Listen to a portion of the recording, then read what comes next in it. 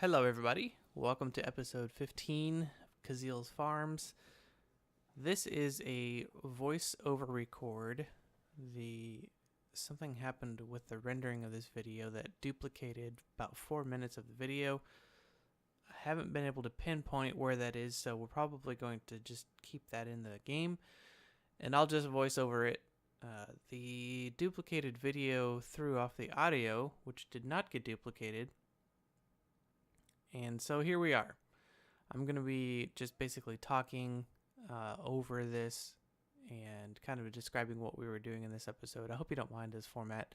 I'm not really sure how else to fix it. Sometimes stuff like this happens. Anyway, I think maybe in the future I'll record the audio file separate from the video. That way, if something like this were to happen again, I can fix it easier. Okay, so in today's episode, we are going to try and automate. One of the things we're going to be doing is trying to automate feeding these flowers with fuel to produce us some mana. That way we don't have to stand here and toss charcoal on the ground. In the last episode, we made probably a couple, it's been a while for me, so I don't remember exactly. We made a couple of the endoflames. We made a couple of the begonias. And we used that to produce some mana. We dropped a block of charcoal on the ground for the endoflames, and we dropped some bees on the begonias to produce some mana. So in the past, when I've played Botania, I used something called an open crate, which is what I just made. And the open crate works a lot like the vanilla dropper, but in a better way, in that the vanilla dropper drops it when it spits out an item. It has a very random path that it goes. It doesn't go straight down. For some reason, I don't know, Minecraft players are really excited about the fact that this thing drops it straight down. I didn't care. But being the only dropper from Botania, I went for that. So, now what we got to do is the open crate doesn't actually have an inventory itself. So I'm using the hopper as an inventory manager for the open crate. And so we're going to put the hopper right there alongside of it. Now, the hopper itself just kind of automatically dumps stuff into whatever it is attached to, in any inventory that it's attached to. So we need a way to try and automate that. So one of the things that I'm going to be looking at here is sort of a clock, right? Something that can, instead of having to make like a big elaborate redstone clock with redstone torches and redstone and blocks and all that jazz, some dude somewhere created this thing called a redstone block. It puts out a redstone pulse every 20 ticks every second or something like that. And so I put this block down and I'm like, I would like to check this inventory and see if I can change how often that tick happens. So if I can get a redstone tick every 10 ticks instead of every 20, that would be great. Well, so I put a piece of redstone down to find out how fast the tick was, and yeah, sure enough, it's about once every 20 ticks. And then I remembered, oh yeah, Botania has its own clock, so let's use that. It's called the hovering hourglass. So we're going to make the hovering hourglass here instead of the redstone clock. And the hovering hourglass is pretty cool. But it uses 4 pieces of gold, 2 redstone, 2 mana glass, and 1 mana steel ingot. That mana steel, you know how to make. The mana glass, you don't. It's easy. You just take 2 pieces of glass or any piece of glass and drop it into a mana pool, and voila, you get mana glass. It looks really cool. So if you're building something and you want to make something look a little bit more magical, you use the mana glass. All right, so now we're going to make the hovering hourglass. And I kind of derp here because I forget that the 2 pieces of redstone in my inventory are part of it. So I got to look at the recipe again, and I'm like, oh yeah, duh, of course. There we go, hovering hourglass. So now the hovering hourglass puts out a tick. It's just like any kind of a clock that you can think of, a redstone clock. And I'm going to pull it up here so we can read together. There it is. The ability to count time is an essential one to anyone who wishes to develop any redstonic contraptions. A single timer, however, can take up both a lot of space and be slow in general. The hovering hourglass is a simple, accurate, sand-based timer. As the name implies, it's an hourglass that hovers and turns by itself. Sand-based timer. Yep, just like most hourglasses.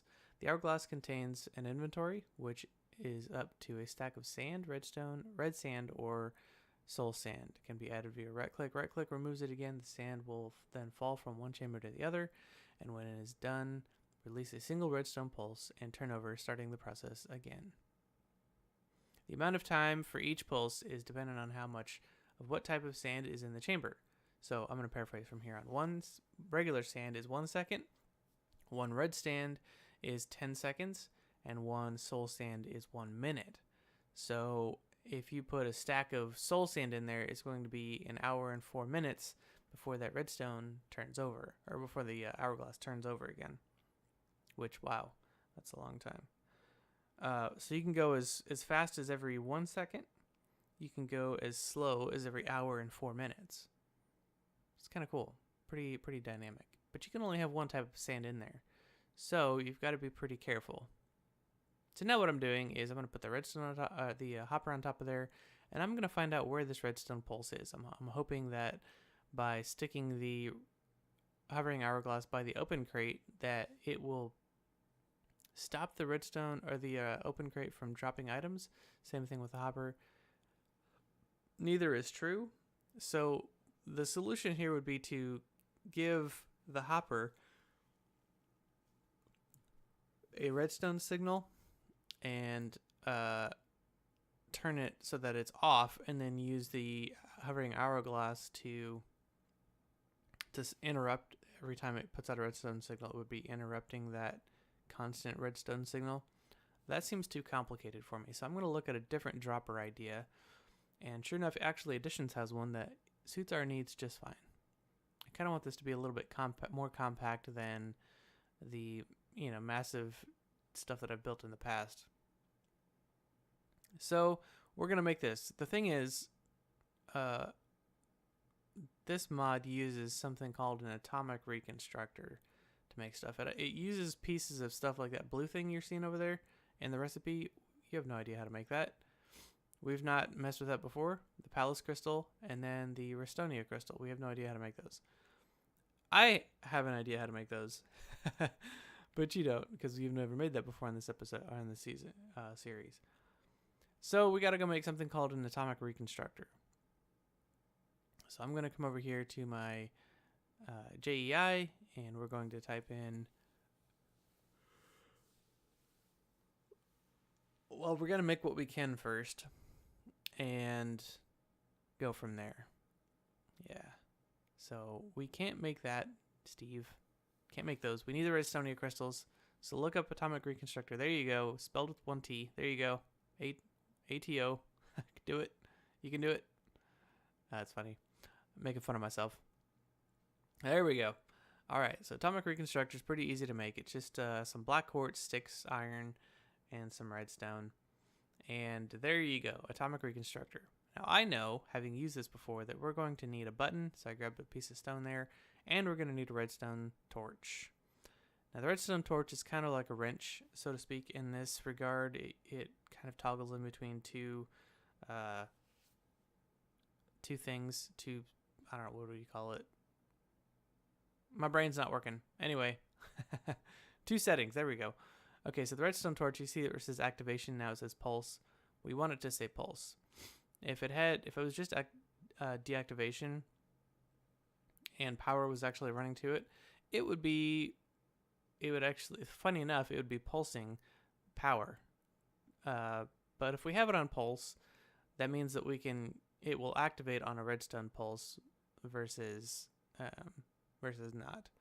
So that's how you want to have it set up. You want it to read when you're hovering over with a redstone torch. You want it to read pulse, and you want to stick a button anywhere on it. It doesn't have to be on the top. So I've put power into this thing, and I don't know if I'm just half the time I'm brain dead. I don't know what my deal is, but the power is running somewhere, and I can't figure it out. It's silly because the power is running to the controller. Very clearly, the power is running to the controller. But I can't seem to figure it out. There's no power going into the atomic reconstructor. There's no power going into the generator. So I'm like, well, where else is the power going? That one's full. That one's full of power. These don't take power. But for some reason, I insist on checking that one again. And that doesn't have any power in it. It's not gaining power. And I'm a little confused. Again, I don't know. Maybe I recorded this in the morning and I'm brain dead. There we go. We figured it out. It's going into the controller. So, yeah. So we're going to let that power up for a little while. And in the meantime, we're going to go grab some of the materials that we need. We're going to need redstone. We're going to need lapis. And we're going to use those in the atomic reconstructor to make the palace crystals and the Aristonia crystals.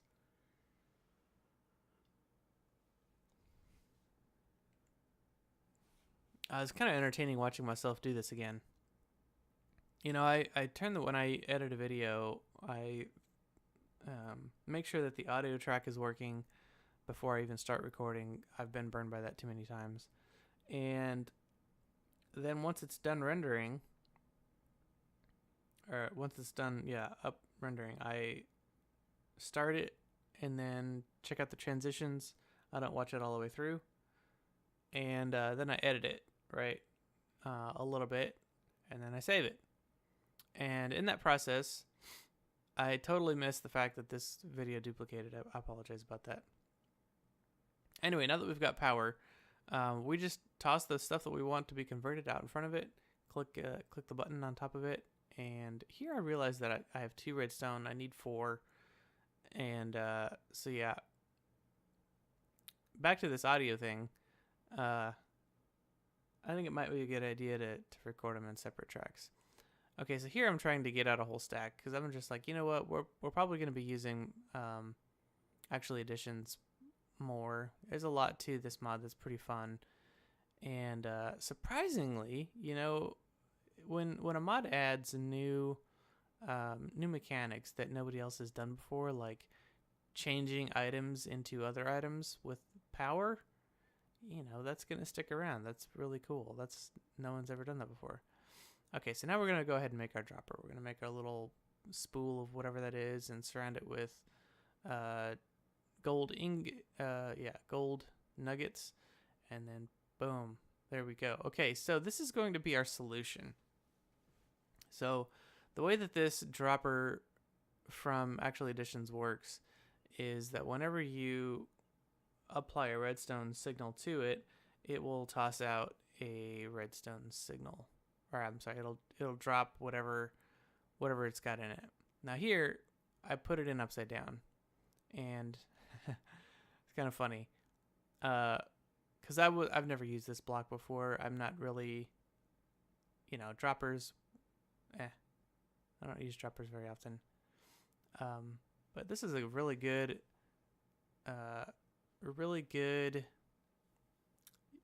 use for it. Is to drop down our fuel for our Britannia, because we can come in here. Wow, that video quality is terrible. We can come in and just say, hey, here, take some sand, or take some fuel, and the hourglass will do the work for us.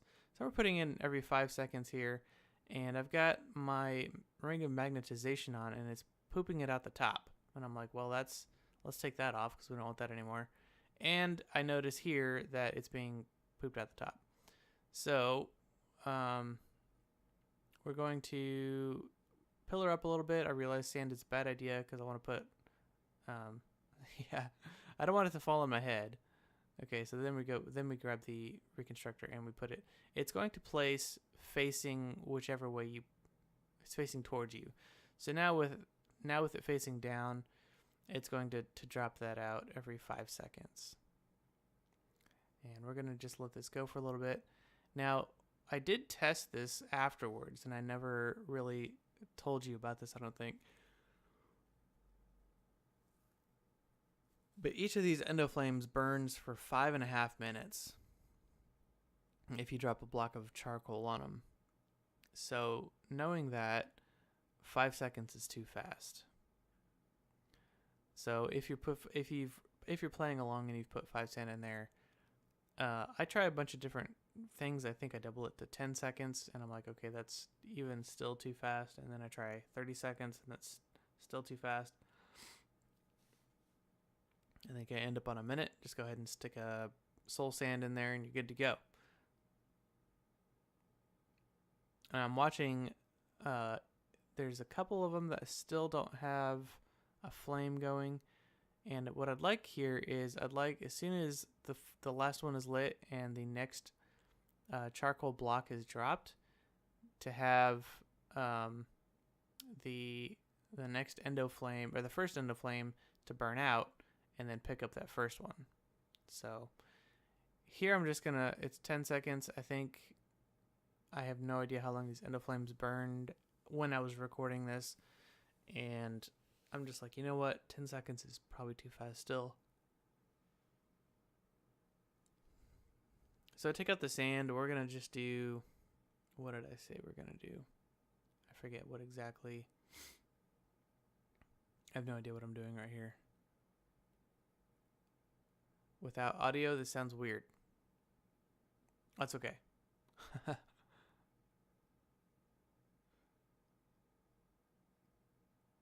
Oh, okay. So here I'm talking about, I remember, we're talking about how that aggro carnation didn't really use very much mana. I was really surprised by that because we didn't have a lot going out. But it seems like since we put that down from the last episode, I believe I started recording this right away. We we got 2 stacks. So I thought that was pretty good. That it was actually producing us some good stuff and not using a lot of mana. However, we were using tier 3 seeds.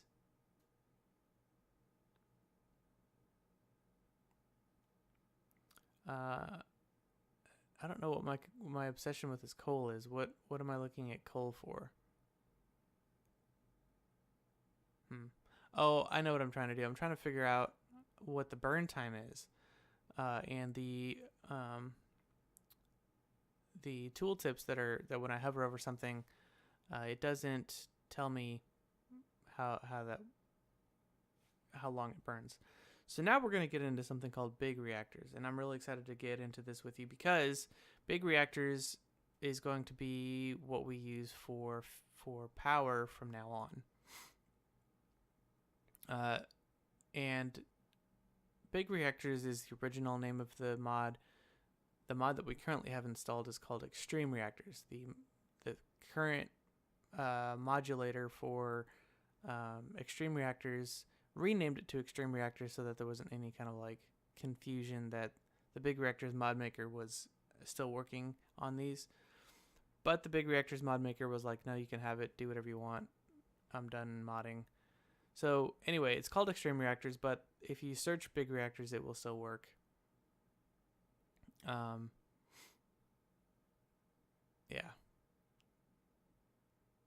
So we're going to make the Extreme Reactor. So what we're going to need to make is the reactor casing, and we're going to need a bunch of gold. So I believe I'm going to just cut here and go get a bunch of gold because we're so short-handed on gold that, I mean, everything that we make in this is going to be made of gold.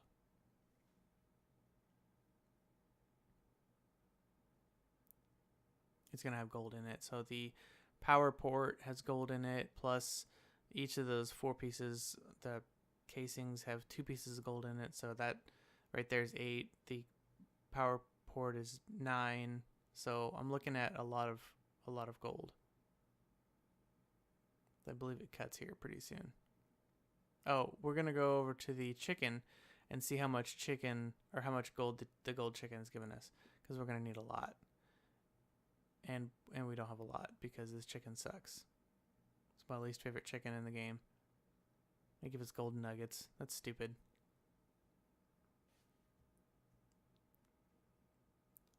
let me tell you how I feel about it.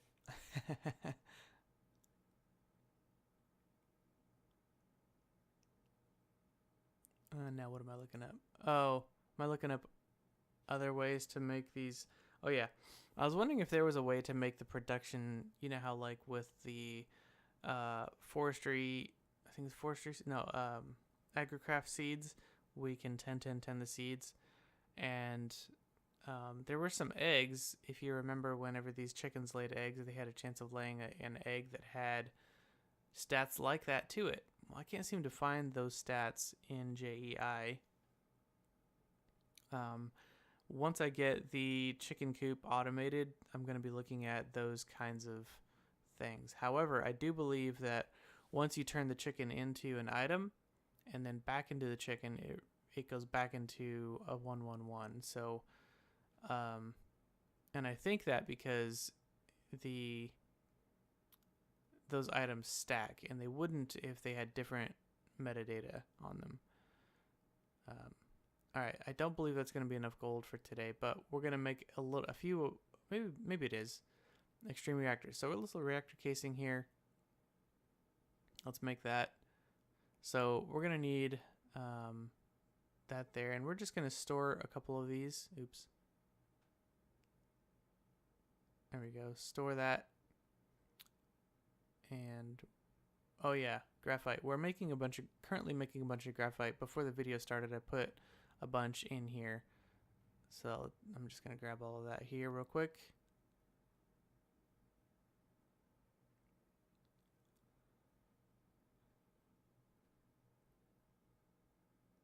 And that's going to be more graphite than we need in our life. And I don't know if I've explained this to you, but I've set up a way to pull items out of here automatically. To do that, we're using something called a filter, and in this filter, it's just sticks and string. It's really simple recipe, but in that we can, when you right click while holding it in your hand, it brings up this UI right here, and we can put the items in there that we want it to filter out. Okay.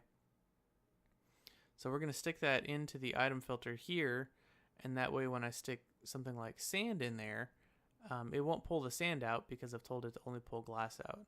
So it's not pulling the sand out, which is great.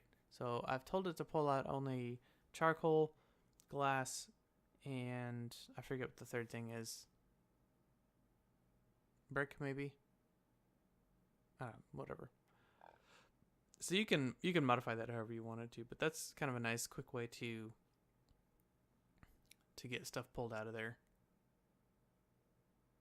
Okay, so now we're gonna make a bunch of these, and I don't make nearly enough. We come back and make a bunch more. So when you see my stack of stuff here, it's not enough.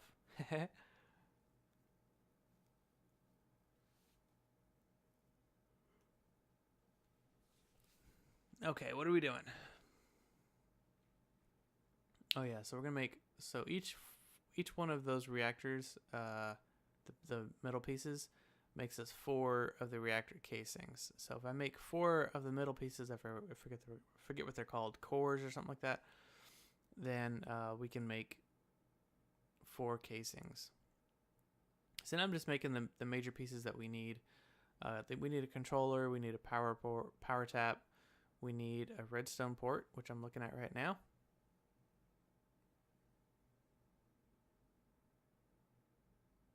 And we're going to need one of those too, yep.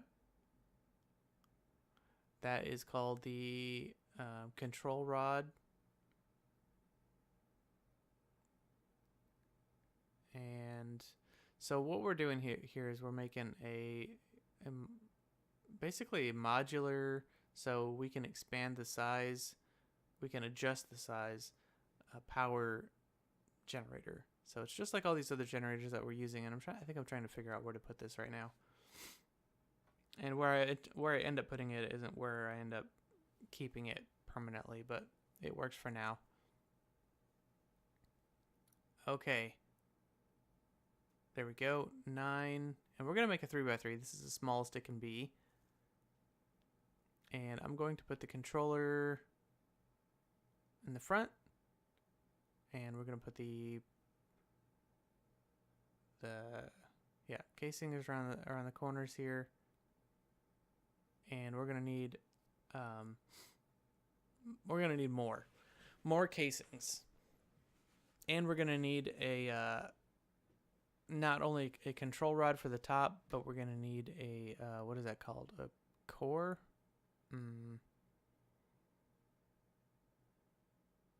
Yeah, whatever that's called. I just kind of flew over that. Holy cow. But make that thing right there, whatever that's called. Yeah. And I realize after I get up there, I'm going to need to make a couple more things. And we're going to need power. Okay, so we've got 27 yellorium ingots. And this is the coolest part about extreme reactors is how little it uses the power. It's fantastic. Okay, so we're going to put the whatever that's called in the middle. And we're going to put the controller on top, the control rod on top, and then fill in the spaces. And that you see that the texture change there? That means it's working. When you can right click on the controller and use the interface or whatever, then you know that it's working. Okay, so here I realize I'm going to need a way to put the power into the machine itself. And so we're going to go make the access port. Access port requires pistons. Oh, I'm going to make one of those. Double click too fast. My mouse has been doing that a lot lately. So it double clicks when I don't want it to. And of course we're going to need some more casings.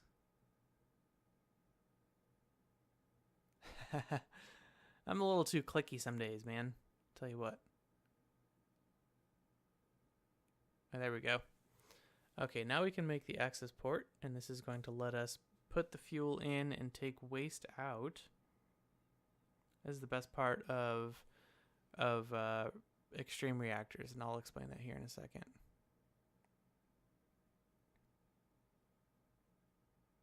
Okay, great. So now we can put in, I put in 1 ingot, and that gives us 25%. So that tells you that block, you're going to take 4 ingots to fill it up. If you don't have 4 ingots, don't worry about it. But you should, if you've been playing along. The yellorium chicken is pretty cool. And we've been going for it for a reason. I'll explain the heat after a while. I think in the next episode I'll explain the heat a little bit better.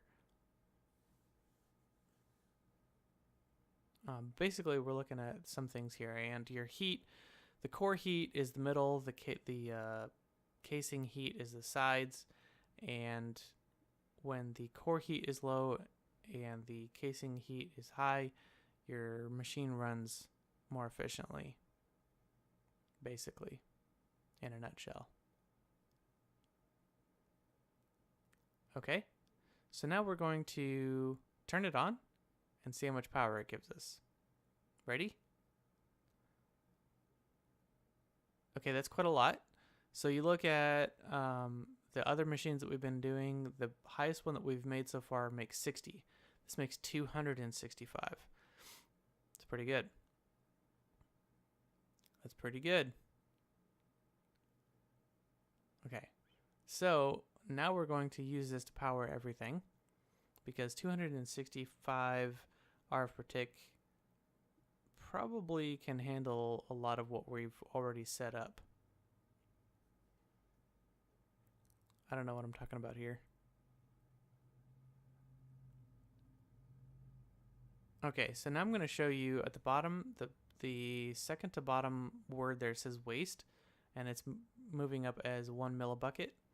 Now that's interesting because, and then the fuel there, if you look right above the waste, it says fuel is 3,984 millibuckets. Well, we didn't put fluid in there. What's going on here? Okay, so extreme reactors is really cool because the other generators that we've been using use as a single piece of solid fuel, so charcoal, coal, sticks, whatever, and it will burn that solid fuel until that solid fuel is gone. Well, extreme reactors is pretty cool because it turns a single item into a bucket of that item. so it liquefies it, and then uses it as a millibucket. So now we're using 1 millibucket um, instead of an entire item of something. That lets us be way more specific about energy that we're using, turning it on, turning it off. It like the efficiency we just by using liquid fuel over solid fuel, our efficiency with our power usage has gone up dramatically. So kind of as the waste there, another cool thing about it is once that waste reaches 1,000 millibuckets, it will turn it back into a solid and stick it into our access port. Really cool. You see down on the bottom left where it's got that the blue ingot, and it's got the yellow arrow and then a red whatever. So that's telling you whether you want it to auto eject the fuel or not. You want to just keep that on the default as it is. So now it's using 0.27 millibuckets per tick of fuel. That's the conversion rate of fuel to waste. So you're talking like very, very slow fuel usage. It's fantastic. So it's at 260 RF per tick, and it's barely using any of our fuel. It's so efficient, so cool. So cool. And the other part is when you turn the machine off, it's still hot. So it's still going to produce power, even though it's not. So look at the fuel generation. When I turn it off, it goes to 0 immediately, but it's still generating power because it's still hot. So that's the other cool part is I can let it ramp up to its full power, turn it off, immediately stops using energy or stops using fuel, but still produces power for a little while until it cools down all the way down. That's a really, really cool feature, and we'll use that to our benefit later. Okay, so now we got to figure out what to do with this power. Okay, we've got a generator. It's a 3x3 block. Sure, it's 9 times bigger than the other ones, but we can expand that to be ridiculously big, and we can make it produce quite a lot more power. And we will. This thing can produce on the order of whatever 18,000 RF per tick times 8 is, or more. We'll definitely be doing that way down the road once we have not very much else to do. We start getting into Woot, we're going to need some power because Woot, I think, runs off of quite a lot of power. And especially the Nether Star generators and stuff like that require quite an insane amount of power. Well, this thing can handle all of it, and it's pretty cool. It's not the most powerful power generator that I've used, but it's pretty close. I take that back. It's not even anywhere close to the most powerful generator I've ever used. There's 3 generators in the game with different mods. Oh, this right here, I'm going to interrupt my idea. We're making something called a power cell. This thing is amazing. It's from RF Tools, and you need to make it. So follow along what I'm doing in the video. Stop listening to me. Okay, we're going to be turning nether quartz into aquamarine crystals, whatever they're called, which is awesome because I don't have to go find an ocean, a temple, and fight those crazy things. Make 2 of these power cells, and then you're going to also need to make the ID cards. There you go, power cell card. Make 2 of these. These are pretty cheap.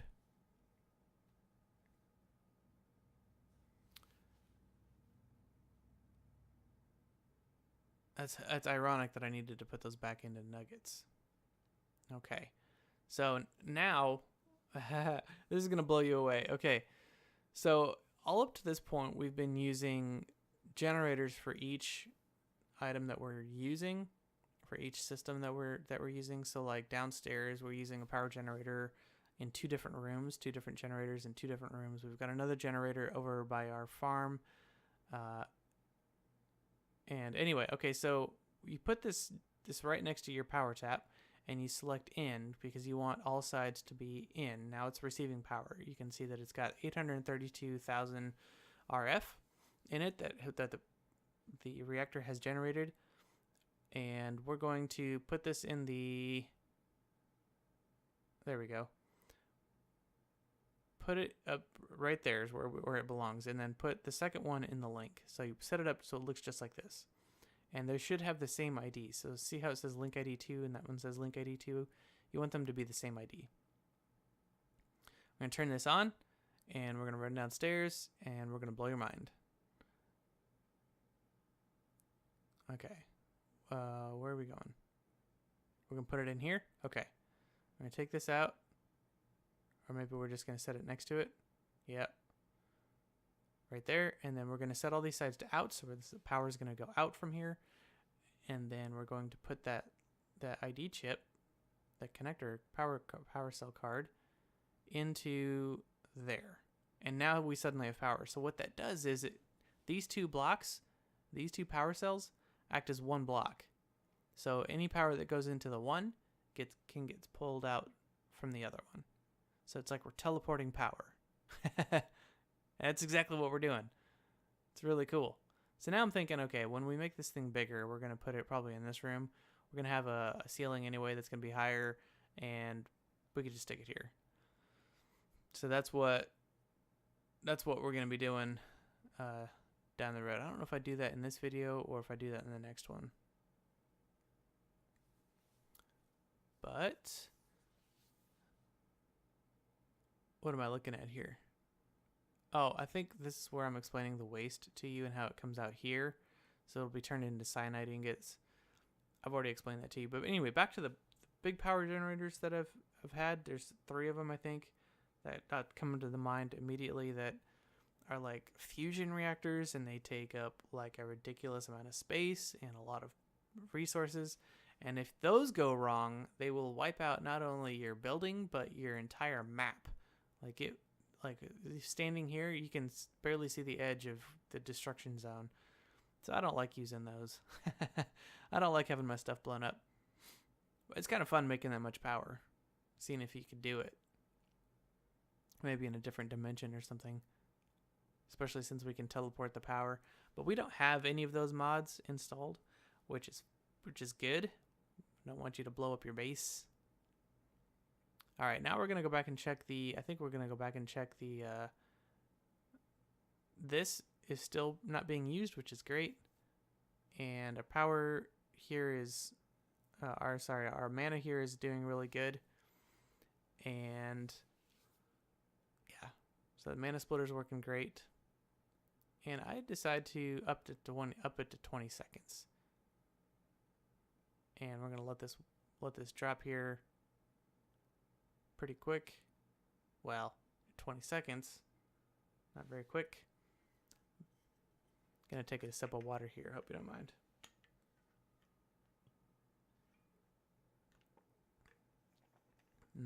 All right. So that's gonna get sucked up, and then this is going to drop. I'm just gonna go ahead and watch this. I think drop all of this, and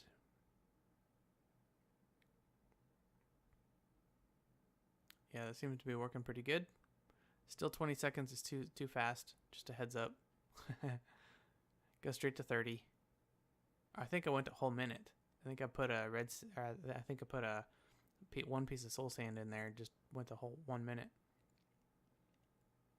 Oh, I remember. Here I'm talking about how like you could take these mana spreaders in the mana pool and set them up at the corners of your house and have them just send like this beam of mana around your house. It'll look really cool. I might do that just because it sounds like it looks pretty cool. Okay, I cut for some reason and came back, I think because I was looking for gold, and I found some gold. I don't know. I cut for whatever reason. And what are we making now? I have no idea. It's been several days since I've recorded this video.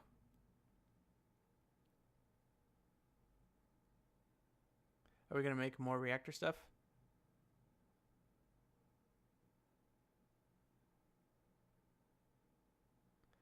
Am I going to go do that now? make that bigger now? I am. Okay, cool.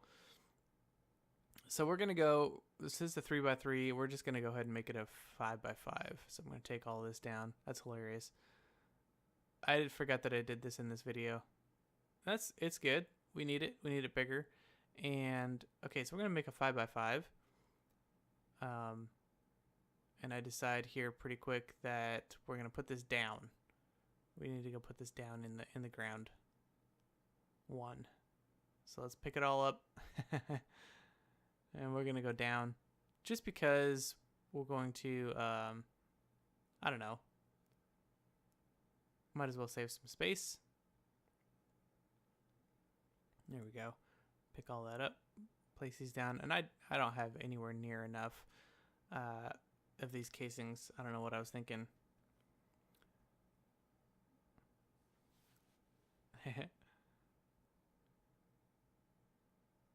Okay, so 5x5.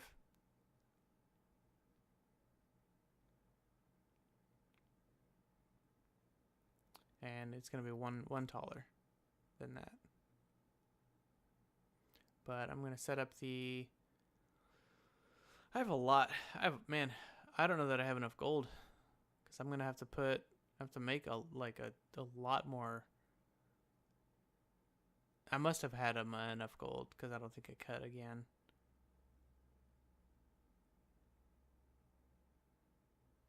Okay. Now what am I doing here? Do I even know? I don't know. We're just making some more stuff. And I'm going to pillar up. I do pillar up. There we go. And then I'm going to wrap that around. So if you can do this with me, I would recommend it, because in the next video, we definitely modify this. I have one casing left, and I got all that open space. So yeah, I need to make some more. I'm funny. I'm like afraid to make too much or something. Like I can't get more gold. I don't want to be wasteful. I want to make what I need. Makes sense, but I keep going up and down making stuff.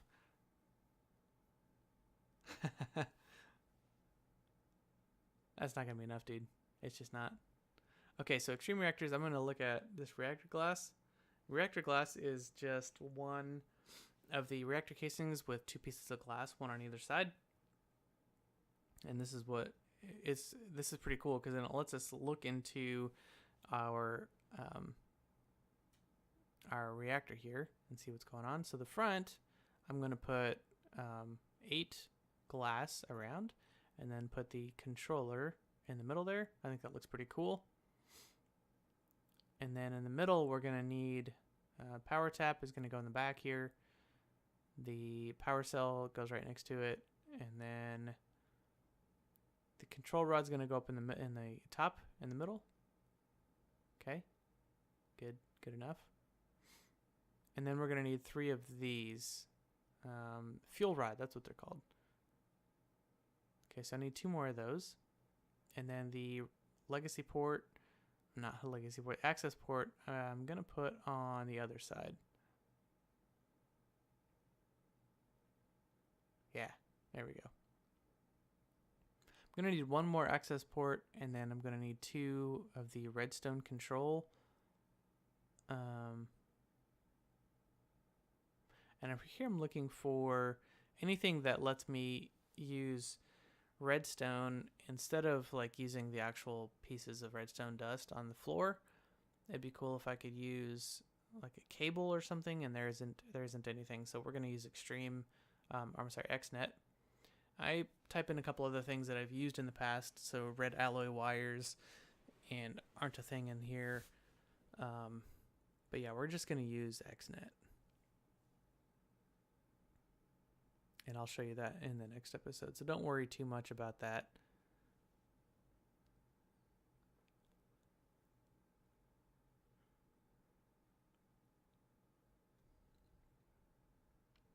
Okay, so now that I'm looking for the redstone, and it's right below there. Go back to the left and down. I'm worried now that the mod doesn't have it, and I just skip right over top of it. Like my eyes go down. Steven, it's okay. I end up finding it here in the end, and make the correct thing. It's not it. That's not it. There it is. Good job, buddy. You found it. Okay, I need 2 of those.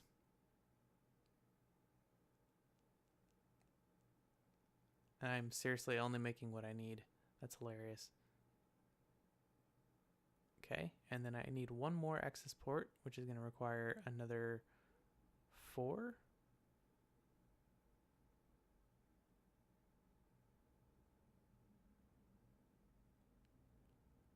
There we go.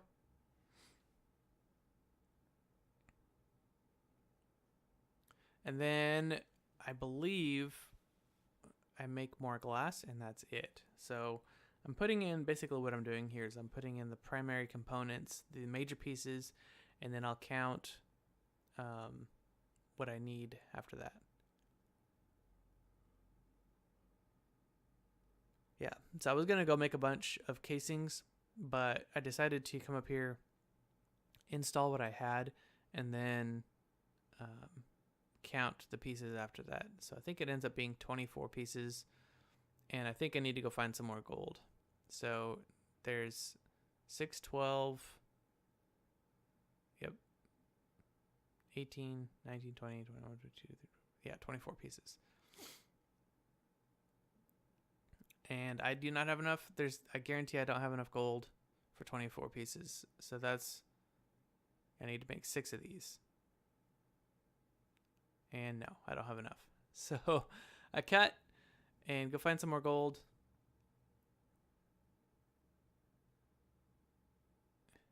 I'm looking for other ways, and there just is no other way. I'm gonna have to go find some. Oh man, this is funny.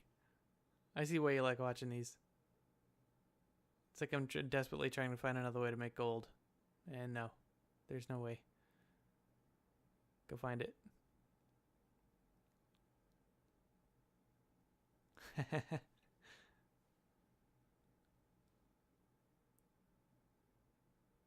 That would have been a cool cut right there. Just getting up and having a bunch of gold in my hand. I might use that again in the future. Oh, I think I run over here to this chicken to see how much, because we're gonna need like a lot more gold, and he just doesn't have what we need. So I think I cut here. Oh man, that video, wow, quality terrible. Okay, there we go. We got some more gold. Made 6 of those. That's right. Good job. There we go. Now turn all that into glass.